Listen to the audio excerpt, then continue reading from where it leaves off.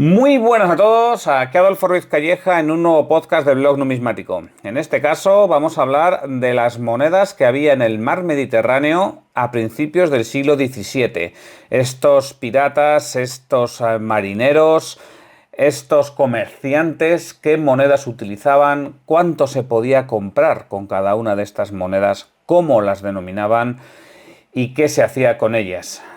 Todo esto lo vamos a hacer a partir del análisis de un libro de época, que es La vida de este capitán. Un libro escrito en 1633 por Alonso de Contreras. Es una autobiografía magnífica, llena de aventuras y que nos mete dentro de un barco en el Mediterráneo, o de múltiples barcos, mejor dicho, y nos va llevando de un sitio a otro en las muchísimas vicisitudes que tuvo que pasar Alonso de Contreras y de las que salió vivo, que no es poco decir. Escribió, como digo, este libro, Vida de este capitán, sobre el año 1633, y es un libro que hoy en día está disponible gratuitamente en la Biblioteca Virtual Miguel de Cervantes y también se ha editado múltiples veces. Para el análisis que hemos hecho, hemos seguido un libro, una publicación por parte de la editorial Reino de Redonda del año 2008, cuyo prólogo es Arturo Pérez Reverte. Curiosamente, el mismo Arturo Pérez Reverte dijo en ese prólogo que se basaba, o se inspiró en buena forma, mejor dicho, en Alonso de Contreras a la hora de crear su personaje, el capitán Alatriste. Bueno, hay que decir que este podcast, el artículo que lo acompaña, no lo he hecho solo, ni mucho menos. La mayor parte del trabajo se la debo a Enrique Gil, un lector del blog numismático, un mecenas, autor ya de varios artículos en el blog numismático, a quien ha leído esta biografía de Alonso de Contreras y le ha llamado mucho la atención los aspectos numismáticos. Así que, lo he querido compartir con todos nosotros. Si nos vamos al Mediterráneo, a finales del siglo XVI, principios del siglo XVII, nos encontraríamos un mar que estaba muy lejos de ser el mar Pacífico que es hoy en día. Hoy en día es un mar con muchísimo comercio. Y este comercio ha estado siempre presente, ¿no? El mar Mediterráneo es en buena forma un lago rodeado de montañas. Sin embargo, hace 400 años había muchos palos, además de comercio. La batalla de Lepanto había ocurrido en el año 1571 y fue una importante victoria cristiana, pero no había un dominio efectivo, no había un dominio total de este mar Mediterráneo por parte de los cristianos hasta pasado un siglo. Entonces era un mar en disputa y un mar muy conflictivo. Alonso de Contreras contribuyó a esta, vamos a llamarla, pacificación del mar Mediterráneo y también contribuyó a engrandecer de aventuras este mar. En un principio, Alonso de Contreras se presenta en sí mismo como un soldado de a 3 escudos de paga. Se ve que esto era el soldado más raso, el soldado más humilde. 3 escudos de paga, o sea que le pagaban 3 monedas de un escudo al mes. Esto es muy interesante, ¿no? Cuando pensamos en cuánto cuesta esto en la época, qué se podía comprar. Ahí tenemos este dato, ¿no? Un soldado raso, un marinero raso, cobraba como 3 escudos al mes. Si hacemos otro dato que es muy conocido, y es que un soldado carlista cobraba media peseta al día. Estamos hablando ya del año 1836, o sea, han pasado como 330 años desde que Alonso de Contreras fuese ese soldado de 3 escudos de paga. Si hacemos la comparativa entre Alonso de Contreras y el soldado carlista, veremos que más o menos cobraban lo mismo, aproximadamente lo mismo. El soldado isabelino no, el soldado isabelino cobraba el doble. Pero en cualquier caso habían pasado 330 años y la paga de los soldados rasos seguía siendo muy parecida. Alonso de Contreras hizo un montón de excursiones y de incursiones, ¿no? por muchos lugares del Mediterráneo, y en la primera de ellas resulta que consiguieron un gran botín. Y este gran botín le tocó a Alonso de Contreras una parte. A pesar de ser un soldado de 3 escudos de paga, el primer botín fueron 300 ducados. 300 ducados que le dieron en ropa y en dinero. Y claro, entonces imaginad, una persona que esté acostumbrada a cobrar 3 escudos al mes, de repente le dan 300 ducados. A ver, el ducado era un poquito más pequeño que el escudo, pero bueno, es casi como que le dan 100 sueldos así del tirón. Imaginad, ¿no? Vosotros de repente recibís el pago de 100 meses de trabajo así, de una tacada, y además según estéis empezando a trabajar. Entonces, claro, Alonso de Contreras ya se veía rico, pero bueno, no, o sea, de rico nada, todavía nada. Es que este hombre fue manejando cada vez más dinero y también es verdad que según lo iba ganando, lo iba gastando, ¿no? También es interesante aquí cómo se va refiriendo de manera totalmente indistinta a los escudos y los ducados. No digo con eso que diga que equivalen los escudos a los ducados, pero habla de escudos, habla de ducados, entonces alguien puede decir, bueno, ¿cuál era la moneda circulante? ¿Cuál era el cono monetario? Bueno, pues los dos. Circulaban unos y circulaban otros. A ver, en Castilla hay que recordar que el escudo entra en 1536 y bueno, pues cuando entró valía 350 maravedís, luego ya a finales del siglo XVI valía 400 maravedís, y fue en 1536 cuando se dejó de acuñar el ducado en Castilla, pero antes se acuñaban ducados, con un valor de 375 maravedís. Entonces, bueno, vemos que el escudo es levemente menor que el ducado, pero bueno, pues podían circular de manera totalmente indistinta, porque al final lo importante es que fuese oro. Claro, había pues, países o repúblicas que seguían acuñando ducados, como por ejemplo Venecia, que eran grandes comerciantes en el Mediterráneo, mientras que a lo mejor Castilla ya estaba acuñando escudos. Entonces, bueno, pues circulaban tanto escudos como ducados. Y es interesante que a veces también da los datos en unidades de cuenta, ¿no? Y simplemente en monedas que como tal no existían, como por ejemplo el maravedís, que dices, oye, el maravedís sí que existía. Bueno, sí, existían algunas monedas denominadas en maravedís, pero estas cientos de monedas, o digamos, estas monedas de cientos de maravedís realmente eran monedas de oro. Entonces, bueno, había diferentes formas de referenciar la moneda.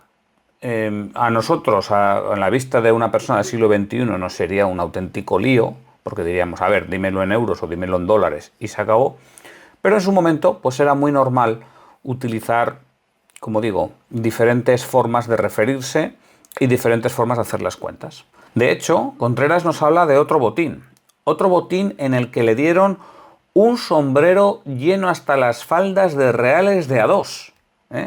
Mirad qué curioso, no nos dice que fuese un sombrero lleno de monedas de plata, sino que especifica que eran reales de A2.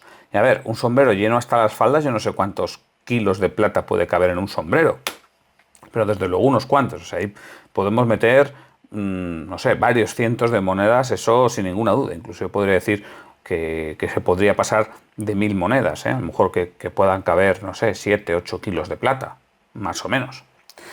En otra expedición resulta que el botín que le tocaron fueron más de 1500 ducados.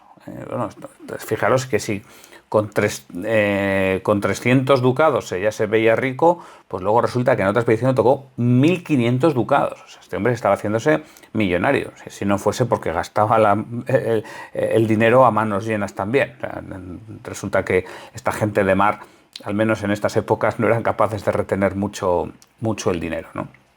En otra excursión resulta que puede hacer prisioneros. O sea, él consigue hacer prisioneros que luego, bueno, pues los pueden vender como esclavos, ¿no? Y resulta que les daban 10 escudos por cada esclavo. Tampoco parece mucho, porque a ver, si alguien consiguiese en una incursión hacer, no sé, 10 prisioneros, entendemos que son prisioneros muy rasos, gente totalmente anónima. Pero hombre, 10 prisioneros serían 100 escudos. A ver, si resulta que de un botín le dan 1500 ducados, pues hombre, tampoco es que pagar 10 escudos por un esclavo fuese gran cosa. Pero claro, estos esclavos luego se podían llevar a otro puerto y venderlos bastante más caros. De hecho, nos indica que los esclavos los toma la religión a 60 escudos, malo con bueno. Es decir, que cuando llevabas unos cuantos esclavos, la religión pagaba 60 escudos por cada uno de ellos. Decía, hombre, es que este es un buen mozo, es que este tiene buenas espaldas, este está, no sé, con mucha salud. Ya, bueno, pero es que estos otros resulta que son niños o que son enfermos o lo que sea. Así que unos por otros a 60 escudos. Que no, entonces ya no está tan mal, porque fijaros que estos esclavos en su puerto se pagaban a 10 y en el puerto de la religión los pagaban a 60. Y alguien puede decir, pero bueno, ¿qué clase de religión es esa? ¿A quién se está refiriendo? Pues la religión no es ni más ni menos que la Orden de Malta. La Orden de Malta que, como vais a ver, da bastante que hablar. Pero sigamos con los esclavos, porque no es tan fácil manejarse con ellos. Porque hay veces que los esclavos pueden resultar peligrosos porque pueden huir, en algún descuido pueden huir y pueden llevarse pues, objetos de valor. De hecho, nos indica Alonso de Contreras de unos esclavos que consiguieron huir y se llevaron más de 12.000 ducados de plata y joyas de sus dueños. O sea, eso era una auténtica exageración de dinero. 12.000 ducados de plata. Así abajo estamos hablando como 50 kilos de oro. O sea, mirad qué barbaridad. Pero para eso estaba Alonso de Contreras. Él consiguió devolver esos esclavos a sus dueños y le recompensaron con 200 escudos. Luego me imagino que a estos esclavos les darían azotes, vamos, hasta el día del juicio final. Hay más información sobre compras y ventas. Nos habla de otra aventura donde, bueno, pues donde acaba vendiendo un pequeño barco de trigo, y este barco de trigo lo vende por 80 cequíes. Y dices, bueno, ¿qué es eso de cequí? Bueno, pues el cequí no es otra cosa que un cecchino, como dicen los italianos, que es un ducado. Es que los ducados venecianos también se les llaman cecchinos, porque salen de la ceca, ¿no? Entonces, bueno, pues castellanizada esta palabra es un cequí. Y bueno, pues vemos como este barco, un pequeño barco de trigo, un caramuzal, pues se vendió por 80 cequíes, 80 ducados. Así que bueno, ya os podéis imaginar que si un pequeño barco de trigo vale 80 ducados, si estos esclavos se fugaron con 12.000 ducados, pues entonces esto es una auténtica barbaridad. Bueno, hay otras denominaciones monetarias que son muy ricas a nivel léxico porque, bueno, van indicando cómo se referenciaba a ciertas monedas en la época. Por ejemplo, habla de tostones. Claro, dice tostones que equivalían a 9 reales. Aquí, pues la verdad es que ni Enrique Gil ni yo sabemos exactamente a qué tostones se refieren, porque los tostones típicamente eran las monedas de 4 reales. Entonces, que equivalen a 9 reales, pues no sé, no sabemos a qué monedas en concreto se están refiriendo. A lo mejor alguno lo sabéis y lo podéis indicar en los comentarios. También habla de doblones, que eran las monedas de 2 escudos, y también habla de pesos, que ya pues eran las monedas de 8 reales, ¿no? El duro de plata, a este se le denominaba peso. Luego tenía más problemas, porque Alonso de Contreras ya no solamente era un soldado, sino que acabó siendo un capitán y tenía que levantar compañías. Esto es una cuestión importante, porque es que los capitanes en la época tenían que ser ellos mismos quienes alistasen las compañías, quienes buscasen voluntarios para ir a combatir por el rey. Entonces, él ya, Contreras, deja de ser un soldado de a 3 escudos de paga, como hemos dicho antes, y pasa a ser pues, alguien más importante que cobraba 12 escudos. De hecho, consiguió una cédula para Flandes y le daban una cédula con 12 escudos de ventaja, lo cual indica eso, es un sueldo de 12 escudos al mes, lo cual ya era un dinero más que considerable, ¿eh? Pero bueno, estuvo en los tercios de Flandes y luego pasó a Malta. De nuevo, pasó a Malta con una recomendación y con un nuevo aumento de sueldo. Pero esta vez no lo referenciaban en escudos, sino que lo referenciaban en reales. Y concretamente tenía un sueldo de 300 reales. A ver, estos 12 escudos equivaldrían a 192 reales, así que supone, bueno, pues más de un 50% de beneficio, ¿no? En el sueldo, de aumento de sueldo. No le iba nada mal al bueno de Alonso de Contreras, como vemos.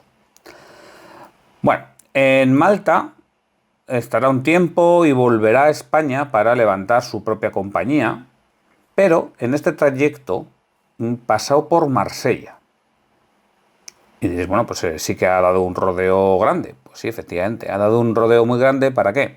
Pues para avisar a dos galeras de la religión para que pasasen con todo el secreto a Cartagena a embarcar 200.000 ducados de la religión de sus expolios. O sea, aquí Alonso de Contreras es clarísimo. O sea, él te está diciendo, bueno, yo me fui a Marsella y les dije a dos galeras que fuesen a Cartagena para una carga de oro muy importante, o sea, 200.000 ducados, nada menos. Pero ¿de dónde sacó esto la religión, que llama, ¿no? La Orden de Malta? Bueno, pues de sus expolios. O sea que ya vemos aquí la Orden de Malta porque tenía tanto dinero. Bueno, y aquí en España ya cuando llega es un capitán muy bien pagado y cobraba 50 escudos al mes, lo cual era un sueldo muy muy alto. Fijaros también las diferencias de sueldos que había entre el mismo ejército, ¿no? Había los soldados que cobraban 3 escudos al mes y él como capitán cobraba 50 escudos al mes. Esto es como si hubiese hoy en día soldados rasos en el ejército español que cobrasen, vamos a poner, 1.000 euros al mes y hubiese capitanes que cobrasen 20.000, ¿no? Bueno, capitanes o generales, ¿no? Que cobrasen 20.000. Diríamos, hombre, pues esto es algo desproporcionado. Bueno, pues esto es lo que ocurría en el ejército español en la época y más o menos en los ejércitos de la época y durante la mayor parte de la humanidad, por cierto. Pero bueno, una cosa es tener un buen sueldo, un sueldo amplio, y otra cosa es cobrarlo. Porque, claro, estamos en un momento ya entrando en el siglo XVII, donde, bueno, pues las cosas ya no iban tan bien para la monarquía española. A nivel económico, los Austrias fueron un absoluto desastre. Y entonces, pues se demoraban bastante en cobrar el dinero. Fijaros, hay una nota, cuando habla de estas cuestiones, que indica: tome vuesa merced ese despecho y su billete y tenga paciencia, que su majestad al presente no puede dar más en materia de maravedís. Es decir, que sí, vas a cobrar, aquí tienes tu billete, tu cheque de pago, pero lo que es el bill metal vas a tardar mucho en verlo porque Felipe IV no puede pagar. Y curiosamente, un par de líneas más tarde, Alonso de Contreras indica: el billete era de 300 ducados en plata doble. Bueno, 300 ducados, ya hemos visto que este ducado se utilizaba fundamentalmente como una unidad de cuenta en Castilla, porque ya hacía mucho tiempo que no se acuñaban ducados, se estaban acuñando escudos. Y habla de plata doble. ¿Esto qué es? Bueno, pues aquí hemos visto, Enrique Gil y yo, un texto que está publicado por la Fábrica Nacional de Moneda y Timbre y que indica que la plata doble en el siglo XVII, luego en el siglo XVIII tuvo otro significado, pero en el siglo XVII se estaba refiriendo a las monedas de módulo grande, a los 4 y a los 8 reales. Así que, bueno, pues le pagarían 300 ducados en monedas de 4 reales y de 8 reales. También este punto es interesante porque no era lo mismo cobrar una cantidad de dinero en moneda de oro que en moneda de plata grande, que en moneda de plata pequeña, que en vellón. O sea, aunque hubiese una relación teórica entre unos metales y otros o entre un tipo de moneda u otro, pero luego en la práctica esta relación no se cumplía siempre y a veces que los cambistas ganaban dinero de una forma u otra al cambiar entre unos metales y otros. Entonces, no solamente te decían cuánto dinero te iban a pagar, sino además de qué forma, ¿no? En qué tipo de moneda, en qué tipo de metal te lo iban a pagar. También hay otras referencias a la moneda que se utilizaba en la vida diaria, más allá del oficio de soldado, del oficio de marinero, que a lo mejor hablaban de cantidades muy grandes, ¿no? De hecho, habla de que su madre no tenía dinero, les hacía falta pan, y le dio a él y a sus hermanos un pastel de A4. Esta referencia es curiosa porque aparece la misma referencia en la vida del Buscón de Quevedo, el pastel de A4. Bueno, pues se refiere a un pastel que valía 4 maravedís. Se ve que es un pastel muy humilde porque tanto en este texto de Alonso de Contreras como en el texto del Buscón pues hacen referencia a la humildad de la familia, con lo cual, bueno, pues se ve que esto era un bollo, un pastelito pues sencillo para que comiese, en este caso que comiesen unos niños. También habla de que en un momento le dio a un soldado 8 reales para cenar. Y dice, el soldado se fue más contento que una Pascua. Claro, porque darle a alguien 8 reales para cenar en esa época, hay que pensar que el soldado pues ganaba 3 escudos al mes. Entonces, claro, si le das 8 reales, sería el equivalente a 5 días de trabajo. No sé, sería equivalente a que si alguien hoy nos diesen para cenar, no sé, 300 euros o 500 euros, ¿no? No sé muy bien cuánto ganaría un soldado, pero pongamos 300 euros para cenar. Te digan, toma, 300 euros, ¿para qué cenes? Ahora te vas súper contento, ¿no? Hablan de otro momento también donde Alonso de Contreras tiene un problema, tiene un asunto turbio que luego salió inocente, y dice que cada día le daban 4 escudos para comer y posada. A ver, claro, le darían 4 escudos para comer porque él sería un capitán, claro, esto no se lo iban a dar a cualquiera, ¿no? Desde luego que con 4 escudos en esta época no podría comer tanto si se lo fuese a comer, ¿no? Otra referencia a la compraventa, o mejor dicho, al pago por servicios, es cuando Alonso de Contreras le paga a un verdugo, le paga 10 escudos y un vestido por cortar una cabeza. Bueno, pues desde luego es un trabajo muy ingrato, pero 10 escudos desde luego era un dineral, ¿no? Vamos a ponerlo en referencia con lo que ganaba un soldado, o sea, sería como el pago de 100 días de trabajo para un soldado, y además de esto, un vestido, o sea, una especie de, no sé, 4 meses de trabajo, ahí es nada. Habla también de la venta de un mulo en Albacete. Dice que lo vendió por 36 ducados, a pesar de que valía 100. Bueno, se ve que estaría obligado a vender el mulo, que ya no se lo podía llevar consigo, y por eso lo vendió por 36 ducados. Hombre, a ver, 100 ducados por un mulo se me antojan un poco demasiado, ¿no os parece? De hecho, en Castilla o en Europa era muy cara la mercancía, muy caros los animales, y eso también hace referencia, que en África eran mucho más baratos. Por eso muchas veces es complicado cuando preguntan, oye, ¿y qué se podía comprar en la época con este dinero, con un escudo o con un 8 reales o con lo que sea? Es que es difícil de decir, porque en esta época no había un mercado tan interconectado como el que tenemos hoy en día, y había productos que en ciertas zonas eran muy caros y en ciertas otras podían ser muchísimo más baratos. Claro, por eso los márgenes del mercadeo, ¿no? Los márgenes comerciales eran enormes a nuestra vista. También es cierto que los caminos pues eran muchísimo más peligrosos y claro, pues por eso no se podía hacer un comercio tan ágil como el que tenemos hoy. Mira que nos indica Alonso de Contreras que dan un carnero como un buey por 4 reales. Está hablando de África, 4 reales por un carnero o por un buey. Y una vaca por 16. Y una fanega de trigo por 3 reales y una gallina por medio real. Claro, a Alonso de Contreras esto le parecía algo tremendamente barato. Pues imaginad que en Albacete por un mulo le dieron 36 ducados, ¿no? O imaginad que al soldado aquel le dio 8 reales para cenar. Y el hombre se fue muy contento, pero claro, es que con 8 reales en África se hubiese comprado media vaca. O sea, una cosa desproporcionada los precios de un lugar y de otro. Y ya para finalizar quisiera hablaros de un caso de 8 reales de Segovia falsos que le dieron para pagar un rescate. Y es que, bueno, este caso es tremendo, esto parece de una auténtica novela. Mira, nos indica Alonso de Contreras que estaba al servicio del gran maestre de Malta. O sea que se ve que estos de la religión le contrataban bastante. Bueno, no habla de cuándo, pero más o menos estamos hablando de entre los años 1612 a 1615. Y estaba patrullando con su barco por el mar Egeo.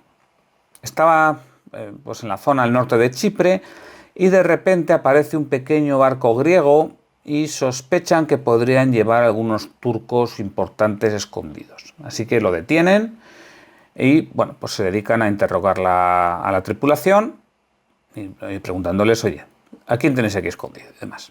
Claro, nadie decía ni mu, hasta que agarraron a un chaval de 15 años y amenazaron con matarle, que si aquí no nos decís a quién lleváis escondidos, le matamos.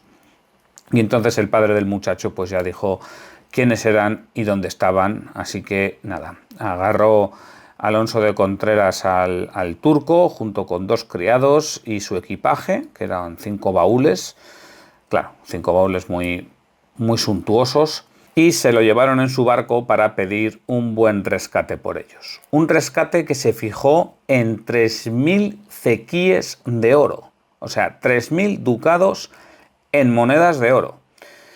Estas monedas las podrían obtener los hijos del turco que vivían en Atenas, así que nada, para allá que fueron, para Atenas, y lo que hicieron fue atracar en una cala a unas cuantas millas de la ciudad, dicen que a 5 millas de la ciudad, y simplemente mandaron a uno de los criados a que fuese por el dinero.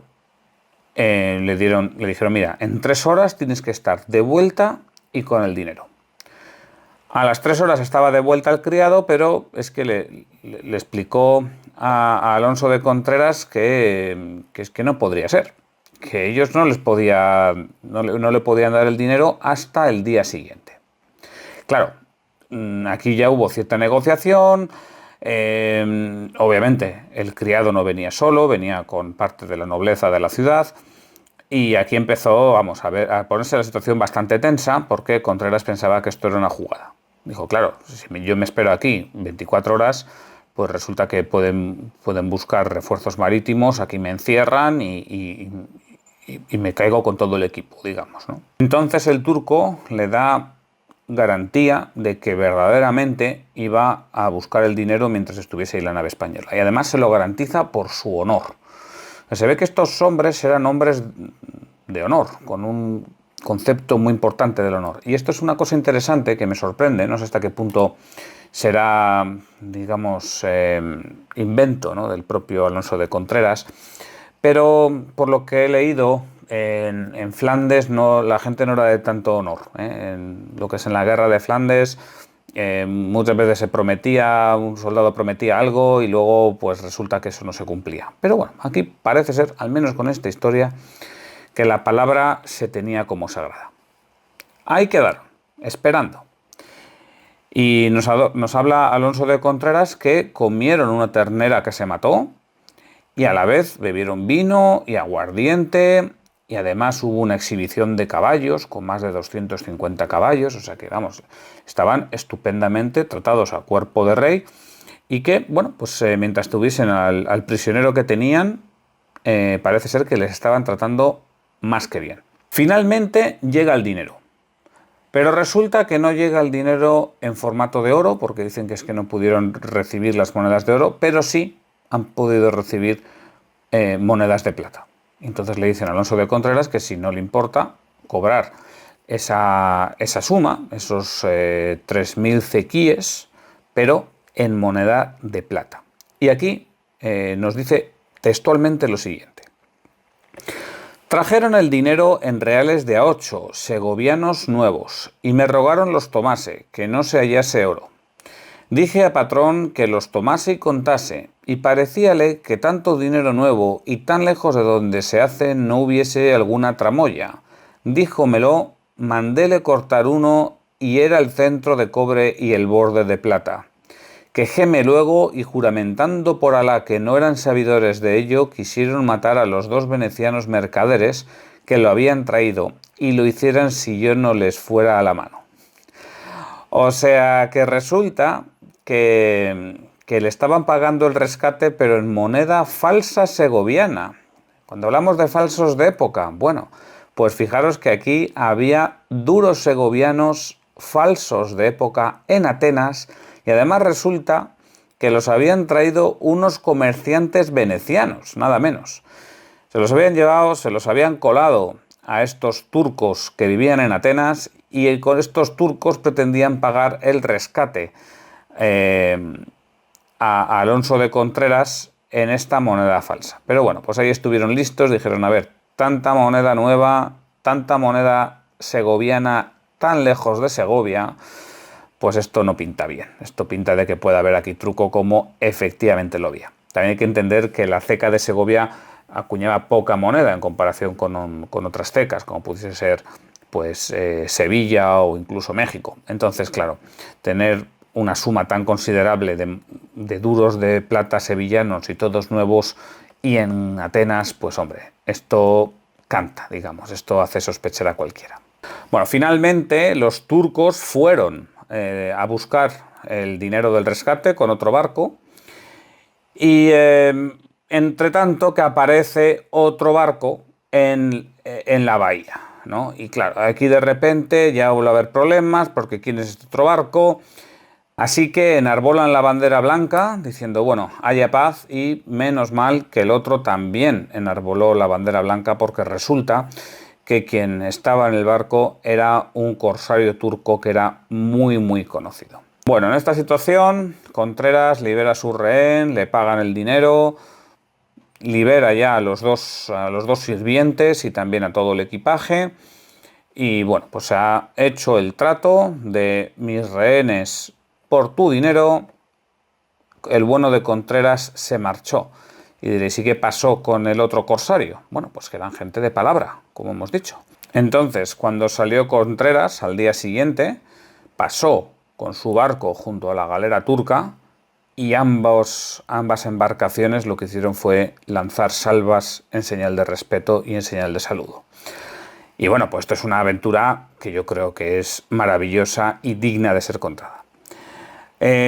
Quisiera acabar el podcast animándoos a leer también documentos de época, que como veis muchas veces se habla de monedas, hay muchas referencias, porque en la vida diaria de la gente se utilizan las monedas, ¿no? Y por eso en la literatura de época muchas veces aparece referenciada, sobre todo cuando son diarios, cuando es algo muy realista, muy lo que hoy en día llamaríamos literatura costumbrista, que desgraciadamente no está de moda. Digo desgraciadamente porque a mí personalmente me gusta mucho.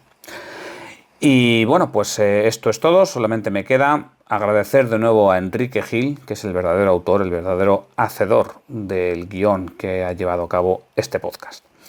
Yo sin más me despido. Un saludo a todos y hasta pronto.